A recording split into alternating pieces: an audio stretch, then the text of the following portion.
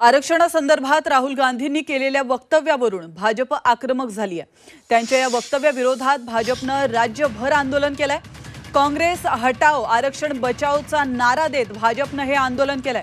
अकोल्यातून भाजपचे प्रदेशाध्यक्ष चंद्रशेखर बावनकुळे या आंदोलनामध्ये सहभागी झाले होते।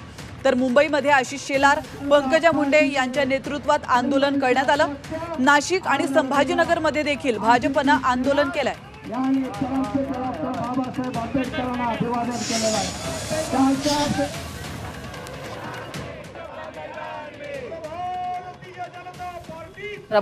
तर आपण पाहतो या दृश्यांच्या माध्यमातून मुंबईमध्ये देखील राहुल गांधी विरोधात भाजप चांगलीच आक्रमक झालेली आहे। नागपूर, अकोला, संभाजीनगर आणि नाशिक मधली देखील आपण दृश्य पाहतोय।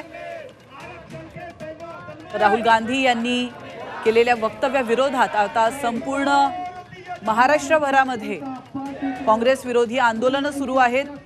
तर मुंबईतली दृश्य आपण पाहतोय। नागपूर, अकोला, संभाजीनगर आणि नाशिकमध्ये देखील आरक्षण विरोधी काँग्रेसचा जाहीर निषेध असे पोस्टर्स झळकावण्यात आलेले आहेत।